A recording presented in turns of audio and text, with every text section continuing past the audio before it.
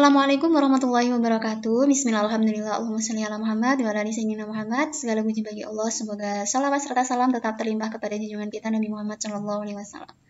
Hai teman-teman semuanya, apa kabar hari ini? Mudah-mudahan selalu sehat, selalu baik, selalu berbahagia, selalu dalam lindungan Allah dan senantiasa bersemangat untuk menjalani apapun hari ini. Oke teman-teman, kita hari ini kembali lagi akan membahas tentang soal PPK PAI 2021. Nah, kali ini kita sudah masuk ke part 3 ya, untuk part 1 dan part 2-nya. Boleh teman-teman cek di video sebelumnya. Terima kasih untuk yang sudah berbagi FR. Nah, mudah-mudahan ini bisa menebarkan kemudahan buat teman-teman semuanya, dilancarkan dan disukseskan dalam tes P3K ini. Untuk teman-teman yang sudah lulus PG, selamat. Dan untuk teman-teman yang belum lulus, jangan patah semangat, jangan menyerah, karena masih ada banyak kesempatan ke depan. Nah, kalau belum, itu artinya kita harus belajar dan terus belajar. Belajarnya diniatkan untuk thalabul ilmi, jadi selain kita dapat ilmu, insya Allah kita juga akan dapat pahala. Dan untuk hasil lulus ujian atau belum lulus ujian, itu sebenarnya adalah bonus ya teman-teman. Karena proses kita dalam belajar, itu sudah dinilai sama Allah. Oke teman-teman, kita masuk ke materi yang pertama ya, pengertian hadis, sunnah, habar, atsar, dan hadis qudsi. Nah di sini di soal kemarin itu sempat muncul yang namanya atsar ya. Jadi kita bahas satu-satu apa sih sebenarnya istilah-istilah ini dan bagaimana pengertian dari masing-masing istilah ini. Oke, yang pertama itu hadis. Ya, hadis ini sering kita sebut juga dengan sunnah Nabi ya teman-teman. Tapi ternyata di sini ada perbedaan antara hadis dan sunnah. Hadis secara bahasa berarti al-jadid yang artinya adalah sesuatu yang baru. Hadis adalah segala sesuatu yang disandarkan kepada Nabi Shallallahu Alaihi Wasallam, baik itu ucapan, perbuatan, persetujuan, sifat fisik maupun kepribadiannya. Hingga gerak dan diamnya ketika terbangun maupun tertidur juga disebut sebagai hadis. Maka dari itu pengertian ini juga mencangkup setiap keadaan Nabi Muhammad SAW. Menurut perspektif ahli hadis, hadis adalah sesuatu yang diriwayatkan dari Nabi SAW setelah kenabiannya. Kemudian sunnah, menurut bahasa, sunnah diartikan cara, jalan yang ditempuh tradisi ataupun ketetapan. Sunnah adalah segala yang bersumber dari Nabi Muhammad SAW, baik berupa perkataan, perbuatan, takrir, tabiat budi pekerti, maupun perjalanan hidupnya baik sebelum beliau diangkat menjadi rasul maupun sesudahnya. Nah, jadi di sini perbedaannya adalah kalau sunnah ini ketika Nabi sebelum dan sesudah menjadi rasul, sedangkan untuk hadis itu lebih diarahkan atau difokuskan ke setelah kenabian Nabi Muhammad SAW. Oke, lanjut ya. Habar. Nah, habar menurut bahasa berarti berita. Dan menurut istilah adalah segala sesuatu yang disandarkan atau berasal dari Nabi SAW atau dari selain Nabi SAW. Nah, jadi habar ini bisa dari Nabi, bisa dari sahabat Nabi, tabi'in, tabi'id ya, teman-teman.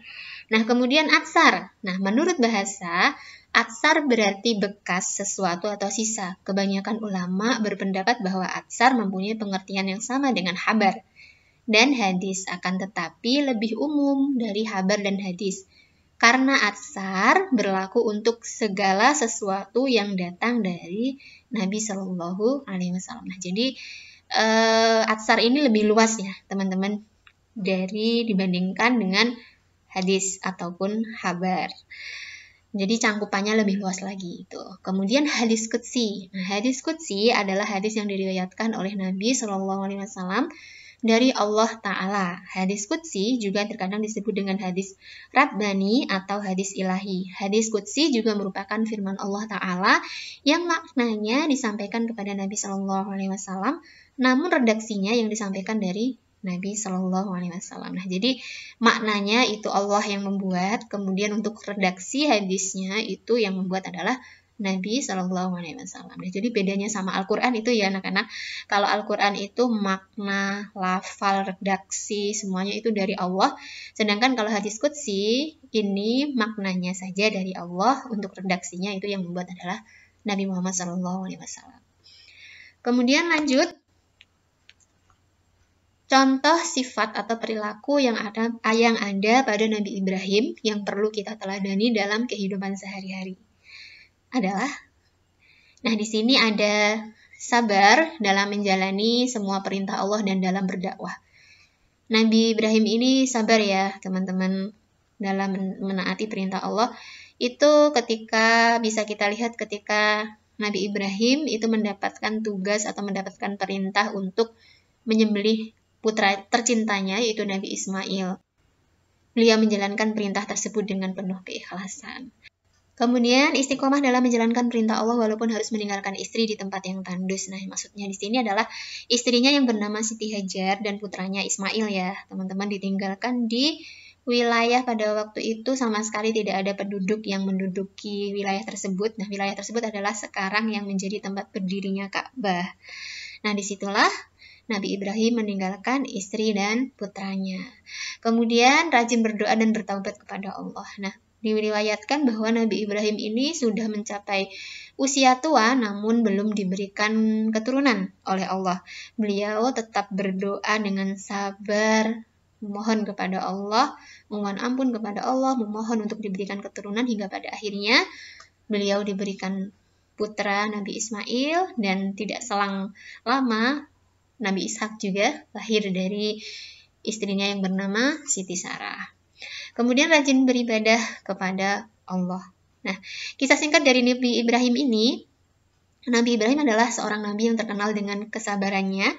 Karena kesabarannya yang sangat tinggi, Nabi Ibrahim tergolong dalam salah satu Rasul Ulul Azmi. Nabi Ibrahim memiliki 2 orang anak yang diberi nama Ismail dan Ishak. Kedua anak Nabi Ibrahim tersebut juga merupakan seorang nabi dan Rasul utusan Allah.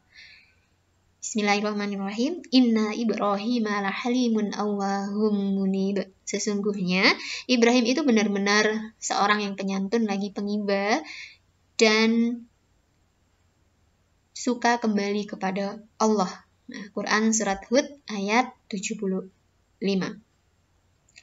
Sifat Ibrahim yang dimaksud dalam ayat ini adalah beliau sangat suka agar hukuman yang menimpa kaum Lut ditunda.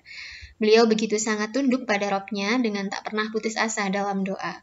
Beliau juga hamba yang terus ingin bertaubat. Al-Muhtasar fi At-Tafsir halaman 230. Nah, itu tadi teman-teman perilaku-perilaku dari Nabi Ibrahim yang patut untuk kita teladani dalam kehidupan sehari-hari ya. Lanjut. Nasih dan mansuh. Apa itu nasih dan mansuh? Nah, secara bahasa artinya menghilangkan, menghapuskan, memindahkan, menulis. Nasih artinya yang menghapuskan, yaitu dalil Alkitab atau As-Sunnah yang menghapuskan hukum dalil syar'i atau lafalnya. Pada hakikatnya, nasih yang menghapuskan adalah Allah Azza wa Jalla. Kemudian mansuh artinya yang dihapuskan, yaitu hukum dalil syar'i atau lafalnya yang dihapuskan. Bila kita maknai dalam makna yang sederhana, mansuh itu yang dihapus, kemudian nasih itu penghapusnya ya, teman-teman. Perlu diketahui bahwa adanya nas dalam syariat atau adanya ayat Al-Quran yang mansuh, dihapus hukumnya atau lafalnya oleh ayat lain ditunjukkan oleh dalil nakal, ayat atau hadis, dalil akal, dan ijma. Nah, jadi tidak serta-merta dihapus, menghapus ya teman-teman, tapi ada dasar-dasarnya, ada dari dalilnya tersendiri. Nasih dan mansuh, macam-macam nas dilihat dari nas yang nasih. Nah, dilihat dari sudut pandang nasih ya, menghapus atau penghapusnya. Itu ada 4. Al-Quran dimansuh dengan Al-Quran. Jenis nas ini disepakati oleh adanya oleh para ulama. Adapun orang yang beranggapan tidak ada ayat mansuh di dalam Al-Quran, maka perkataannya tidak dianggap. Contohnya adalah ayat 65 yang mansuh oleh ayat 66 dari surat Al-Anfal. Jadi intinya 65 ini ditiadakan, dihapus oleh si penghapusnya, yaitu ayat 66 dari surat Al-Anfal. Nanti bisa dicek teman-teman isinya tentang apa surat Al-Anfal ayat 55 dan 56. Ayat 65 dan 66 ini. Kemudian Al-Quran dimansuh dengan As-Sunnah. As-Sunnah ini sini maksudnya hadis ya, teman-teman. Al-Quran dimansuh dengan sunnah hadis mutawatir. Al-Quran dimansuh dengan sunnah hadis atau ahad. As-Sunnah dimansuh dengan Al-Quran. Nah, kalau tadi Al-Quran dimansuh dengan As-Sunnah, sekarang As-Sunnah dimansuh dengan Al-Quran. Contoh kasusnya, itu ada syariat sholat menghadap Baitul Maqdis. Nah, ini tercantum dalam sunnah atau di dalam hadis. Dihapuskan dengan firman Allah, sungguh kami sering melihat mukamu menengadah ke langit, maka sungguh kami akan memalingkan kamu ke kiblat yang kamu sukai. Palingkanlah mukamu ke arah Masjidil Haram, dan di mana saja kamu berada, palingkanlah mukamu ke arahnya. Nah, jadi teman-teman, sebelum turunnya ayat ini, ayat Al-Baqarah 144 ini, itu dulunya kiblat kita itu ke Baitul Maqdis, ya. Kemudian turunlah ayat ini, jadi Nabi Muhammad beserta umatnya pada waktu itu berganti kiblat ke arah Masjidil Haram. Nah, jadi di sini as-sunnah dimansuh dengan Al-Quran. Yang dihapus itu sunnahnya, kemudian si penghapusnya itu adalah si Al-Qurannya ini. Jadi syariat sholat menghadap Baitul Maqdis yang ada di dalam sunnah itu sudah terhapus, digantikan oleh atau dimansuh oleh Al-Quran, Al-Baqarah ayat 144. Nomor 4, as-sunnah dimansuh dengan as-sunnah. Di sini untuk contohnya tidak aku sertakan ya teman-teman, nanti bisa kita bahas di pembahasan yang lain. Oke, kemudian lanjut, nasih dan mansuh. Macam-macam nas, dilihat dari nas yang mansuh dihapus ada 3, yaitu nas yang mansuh hukumnya namun lafalnya tetap. Nah, jadi yang dihapus ini hukumnya, untuk lafalnya tetap. Kemudian nas yang mansuh lafalnya namun hukumnya tetap, nas yang mansuh hukumnya dan lafalnya. Nah, di sini pembahasannya panjang ya teman-teman kalau kita bahas. Nah, jadi insya Allah nanti mungkin kalau memang perlu kita adakan pembahasan tersendiri tentang nasih dan mansuh ini. Kemudian lanjut, ayat beriman kepada kitab Allah, kitab sebelum Al-Quran. Nah, jadi ayatnya apa yang menjadi dasar bahwa kita itu wajib mengimani kitab-kitab Allah selain dari Al-Quran, juga kitab-kitab yang turun sebelum Al-Quran ini. Nah, ayatnya adalah Quran surat Al-Baqarah ayat 4. Bismillahirrahmanirrahim. Walladzina yu'minuna bima unzila ilaika wa ma unzila min qablik wa bil akhirati hum yuqinun. Artinya, dan mereka yang beriman kepada Al-Quran yang diturunkan kepada Muhammad dan kitab-kitab yang telah diturunkan sebelum engkau, dan mereka yakin akan adanya akhirat. Nah, di sini Al-Baqarah ayat 4 ini di ayat-ayat sebelumnya kan menjelaskan tentang siapa itu sebenarnya orang-orang yang beriman. Gitu. Jadi di sini dijelaskan bahwa orang-orang yang beriman itu salah satunya adalah orang-orang yang beriman kepada Al-Quran dan juga kitab-kitab yang diturunkan sebelum Al-Quran. Al-Baqarah ayat 4. Kemudian di ayat lain, itu Quran surat Al-Maidah ayat 48. Bismillahirrahmanirrahim. Wa anzalna ilaika kitaba bil haqqi musaddiqan lima baina yadayhi minal kitabi wa muhaiminan 'alaihi fahkum bainahum bima anzalallah ila akhiri. Artinya, dan kami telah menurunkan kitab Al-Quran kepadamu Muhammad dengan membawa kebenaran yang membenarkan kitab-kitab yang diturunkan sebelumnya dan menjaganya. Nah, jadi sini memperkuat bahwa memang ada Al-Quran, ada kitab-kitab Allah yang lain selain Al-Quran sebelum turunnya Al-Quran. Nah, jadi kita wajib untuk mengimani kitab-kitabnya Allah. Nah, kalau untuk Al-Quran kita wajib mengimani dan mengamalkan, sedangkan untuk kitab-kitab sebelum Al-Quran kita hanya cukup mengimaninya tanpa perlu untuk mengamalkan yang ada di dalam kitab tersebut ya teman-teman, karena sebenarnya semuanya itu sudah tercangkup atau sudah disempurnakan di dalam Al-Quran. Kemudian lanjut, fungsi Al-Quran terhadap kitab terdahulu. Al-Quran merupakan kitab suci wahyu Allah yang diturunkan paling akhir sekaligus sebagai penutup wahyu. Karena itu Al-Quran adalah kitab suci yang paling sempurna. Di antara fungsi Al-Quran yang paling penting adalah sebagai berikut. Al-Quran sebagai nasih, yaitu bahwa semua kitab suci terdahulu dinyatakan tidak berlaku setelah turunnya Al-Quran. Satu-satunya kitab suci yang wajib diimani dan diikuti serta dilaksanakan petunjuk-petunjuknya adalah Al-Quran. Nah, jadi di sini sebagai nasih ya, sebagai apa tadi yang sudah kita bahas sebelumnya, nasih dan mansuh. Oke, kalau yang nasih itu penghapus, jadi menghapus ya. Jadi Al-Quran ini adalah nasih dari kitab-kitab sebelumnya. Kitab-kitab sebelumnya menghilangkan keberlakuan dari kitab-kitab sebelumnya. itu. Kemudian sebagai muhaimin, artinya Al-Quran menjadi korektor terhadap perubahan-perubahan pemalsuan dan pengubahan yang terjadi pada kitab-kitab sebelumnya. Dengan demikian, hanya Al-Quranlah yang layak dijadikan pedoman hidup. Karena tempo antara turunnya Nabi dengan Nabi yang satunya itu kan tempo waktunya kan lama ya teman-teman. Sangat dimungkinkan terjadinya pemalsuan, pengubahan terhadap kitab yang turun tersebut. Nah, jadi di sini Al-Quran hadir sebagai korektor terhadap perubahan-perubahan yang mungkin terjadi. Kemudian sebagai musaddiq, artinya Al-Quran menguatkan kebenaran-kebenarannya yang masih terdapat pada kitab-kitab sebelumnya. Lanjut, pengertian nikah mut'ah. Apa tuh nikah mut'ah, teman-teman? Nah, nikah mut'ah itu dikenal dengan kawin kontrak atau nikah kontrak atau menikah dengan dalam batas waktu tertentu. Profesor Qari Shihab menjelaskan bahwa mut'ah dalam pengertian bahasa adalah kenikmatan, kesenangan, dan kelezatan. Sementara nikah mut'ah didefinisikan sebagai pernikahan dengan menetapkan batas waktu tertentu, hari atau bulan yang disepakati calon suami.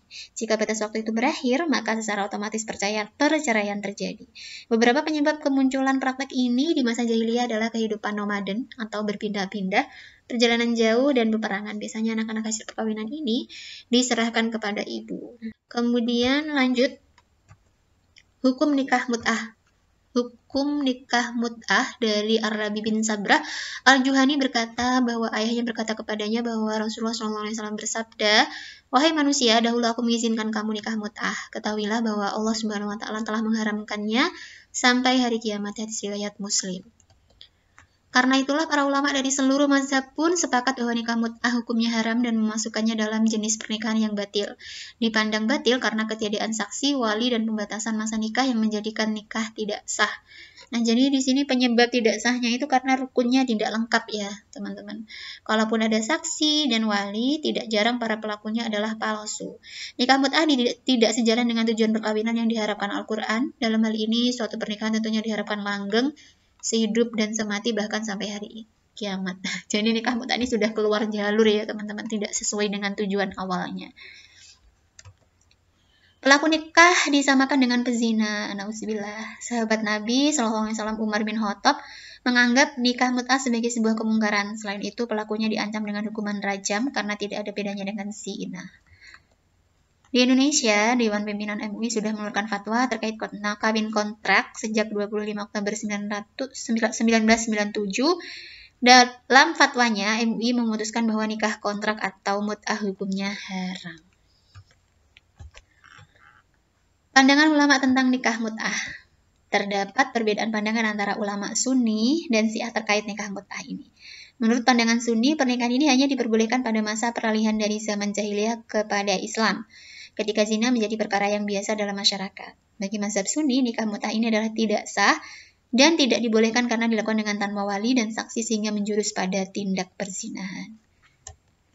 Dalil bahwa Umar bin Khattab lah yang melarang nikah mut'ah dijadikan pegangan oleh ulama Syiah untuk membolehkan nikah mut'ah.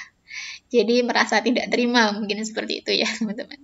Menurut mazhab Syiah, nikah mut'ah adalah pernikahan dalam masa waktu yang telah ditetapkan dan setelah itu ikatan perkawinan tersebut sudah tidak berlaku lagi. Contohnya, seorang laki-laki melakukan perkawinan dengan akad nikah sebagai berikut. Aku menikahimu selama 1 bulan atau 1 tahun. Singkat kali 1 bulan. Kemudian waktu wanita itu menjawab, aku terima. Maka masa nikah suami istri akan berakhir dalam waktu sesuai dengan akad tersebut.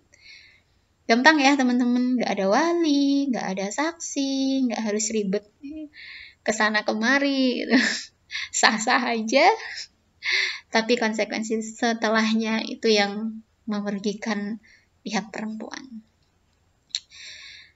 Maka masa nikah suami istri akan berakhir dalam waktu sesuai dengan akad tersebut. Apa ini? Qari Shihab menyebut tidak sedikit ulama Syiah yang tidak menganjurkan mut'ah karena dapat merugikan kaum wanita. Nah, jadi meskipun Syiah ini membolehkan pernikahan ini, tapi mereka juga tidak menganjurkan sebenarnya ya, karena memang sangat merugikan untuk pihak perempuan. Lanjut, akibat nikah mut'ah atau kawin kontrak. Itu yang pertama, banyak didapati kasusnya adalah beredarnya penyakit kelamin, semacam sifilis, raja singa, dan sejenisnya di kalangan mereka yang menghalalkannya karena pada hakikatnya nikah mut'ah itu memang zina. Bisa dibayangkan ya teman-teman kalau misalkan nikah kontraknya ini kan 1 bulan tadi ya, misalkan 1 bulan gitu nikah dengan orang ini, kemudian bulan berikutnya dengan nikah dengan orang ini, nikah lagi dengan orang lain ya. Jadi memang sepertinya memang sesuai kalau ini tuh hampir disamakan dengan zina. Hanya saja ada akad nikahnya itu. Nauzubillah min dzalik, mudah-mudahan dihindarkan dari hal-hal yang seperti ini. Kedua, merusak garis nasab manusia. Dalam nikah mut'ah, suami tidak bisa menceraikan istri sebelum masa kontrak selesai. Namun ia laki-laki bisa menghadiahkan waktu mut'ahnya kepada laki-laki lain tanpa persetujuan istri. Apa-apaan ini teman-teman? Sudah dinikahi kontrak, kemudian sebelum habisnya diserahkan kepada laki-laki lain. Masya Allah. Setelah habis masa kontrak, seseorang dapat dinikahi lagi oleh anaknya dan begitu seterusnya. Ini istri atau istri sih diginikan banget gitu loh. Greget gak sih? Ketiga, berpeluang disalahgunakan dan hanya sebagai pelampiasan hawa nafsu seksual belaka. Bisa jadi ya teman-teman. Akan tetapi kadang mungkin korban dari pernikahan mut'ah ini mereka terjerat misalkan permasalahan ekonomi sih yang faktor utamanya kalau untuk masa-masa saat ini ya teman-teman. Mungkin karena perekonomian yang sulit, nah kemudian ada yang menawarinya untuk menikah, kemudian dia mau. Bisa jadi karena faktor ekonomi. Keempat, merendahkan harkat perempuan karena perempuan dipandang sebagai objek seksual kaum pria belaka. Kelima, anak hasil mut'ah tanpa pengawasan sang ayah atau pengasuhan sang ibu seperti anak zina. Mudah-mudahan prakteknya saat ini sudah tidak ada ya teman-teman yang semacam ini. Sifat wajib dan mustahil Allah. Sifat wajib Allah itu ada 20, sifat mustahilnya juga ada 20. Ini saling berlawan kata ya teman-teman. Di soal itu muncul lawan kata dari sifat terdahulu. Kalau di sini kita lihat, kita perlu tahu dulu terdahulu itu artinya apa, kemudian lawannya apa. Terdahulu itu kidam, dan lawan katanya adalah hudus, artinya baru. Kita pelajari dari nomor 1 sampai dengan nomor 20 ya. Wujud ada, itu lawan katanya Adam tidak ada. Kidam dahulu, itu lawan katanya hudus, baru atau bermula. Baqo kekal, itu lawan katanya fana, rusak atau binasa. Mukhalafatul lil hawadis, berbeda dengan makhluk, itu lawan katanya mumatsalatul lil hawadis, sama dengan makhluk. Qiyamuhu binafsihi, berdiri dengan sendirinya. Ihtiyaju, itu lawan katanya ihtiyaju li ghairih, membutuhkan bantuan orang lain. Wahdaniyah, esa atau tunggal, lawan katanya ta'adud, berbilang. Kudrat, itu berkuasa, lawan katanya ajsun, lemah. Irodah, berkehendak, lawan katanya karahah, terpaksa. Ilmu, maha mengetahui, jahlun, bodoh atau tidak mengetahui. Hayat, hidup, lawan katanya mautun, mati. Sama, maha mendengar, lawan katanya samamun, tuli. Basor, maha melihat, itu lawan katanya umyun, buta. Kalam, berbicara atau berfirman, itu lawan katanya bukmun, bisu. Kemudian qadiron, zat yang maha berkuasa, itu lawan katanya ajizan, zat yang maha lemah. Muridan, zat yang maha berkendak, itu lawan katanya mukrohan, zat yang maha terpaksa. Aliman, zat yang maha mengetahui, artinya jahilan, zat yang maha bodoh. Hayyan, zat yang maha hidup, itu artinya, itu lawan katanya mayitan, zat yang maha mati. Sami'an, zat yang maha mendengar, lawan katanya asamma, zat yang maha tuli. Basiran, zat yang maha melihat, lawan katanya amma, zat yang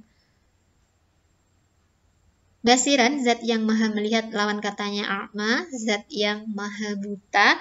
Mutakaliman, zat yang berbicara atau berfirman, lawan katanya abekam, zat yang maha bisu. Nah, ini dihafalkan ya teman-teman. Kalau anak-anak di musola itu biasanya atau di masjid pas sekolah diniyah atau sekolah ngaji itu biasanya dijadikan sebagai pujian. Gimana lagunya? Allah wujud kita kok itu ya. Pakai lagu bisa lebih mudah dalam menghafalnya. Oke, lanjut. Di sini klasifikasi sifat wajib Allah. Nah, ini juga muncul di soal ya teman-teman. Kalau nggak salah itu kudrat. Nah, ini termasuk ke dalam golongan apa? Gitu. Nah, di sini klasifikasinya dibagi menjadi 4, yaitu sifat nafsiyah, sifat salbiyah, sifat ma'ani, sifat ma'nawiyah. Jadi sebenarnya di sini berurutan ya teman-teman, dari nomor 1 sampai dengan nomor 20 itu. Yang pertama sifat nafsiyah, yaitu sifat yang berhubungan dengan zat Allah. Sifat nafsiyah ini ada satu, yaitu wujud yang artinya ada. Sifat salbiyah adalah sifat yang meniadakan adanya sifat sebaliknya, yakni sifat-sifat yang tidak sesuai atau sifat yang tidak layak dengan kesempurnaan zatnya. Sifat salbiyah ini ada 5, yaitu kidam, baqo, mukhalafatul hawadis, qiyamuhu binafsihi, wahdaniyah. Sifat ma'ani, yaitu sifat-sifat abstrak yang wajib ada pada Allah, yang termasuk sifat ma'ani ada 7. Kudrat, irodat, ilmu, hayat, sama, basor, kalam. Nomor 4, sifat ma'nawiyah adalah kelaziman dari sifat ma'ani. Sifat ma'nawiyah tidak dapat berdiri sendiri, sebab setiap ada sifat ma'ani, tentu ada sifat ma'nawiyah. Bila sifat ma'ani telah didefinisikan sebagai sifat yang ada pada sesuatu yang disifati, yang otomatis menetapkan suatu hukum padanya, maka sifat ma'nawiyah merupakan hukum tersebut. Dengan demikian, sifat ma'nawiyah juga ada 7 sebagaimana sifat ma'ani. Ini ya teman-teman. Jadi ma'ani dan ma'nawiyah ini satu kesatuan gitu maksudnya. Oke, lanjut. Atau kita kembali untuk melihat klasifikasinya ya. Kemudian kalau di sini 1, nah ini berarti nafsiyah. Kemudian kidam, bako, mukhalafatul hawadis, qiyamuhu binafsi, sama wahdaniyah. Ini nomor 2 sampai nomor 5. Ini dia termasuk salbiyah. Kemudian untuk nomor 7 sampai dengan nomor 13, kudrah, irodah, ilmu, hayat, sama, basar, kalam, itu termasuk ma'ani. Kemudian 14 sampai 20 itu ma'nawiyah. Qadiron, muridan, aliman, hayan, sami'an, basiran, mutakaliman, itu adalah ma'nawiyah.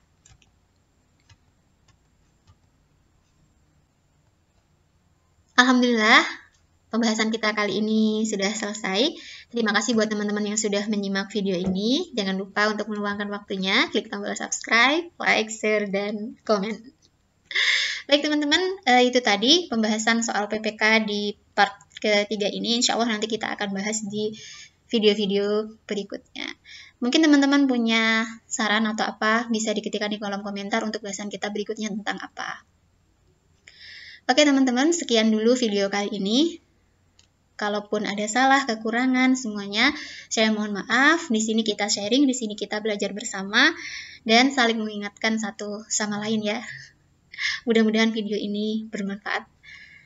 Kita tutup dengan berdoa bersama. Bismillahirrahmanirrahim. Subhanakallahumma bihamdika, la ilaha illa anta, astaghfiruka wa atubu ilaik. Wassalamualaikum warahmatullahi wabarakatuh. See you next video.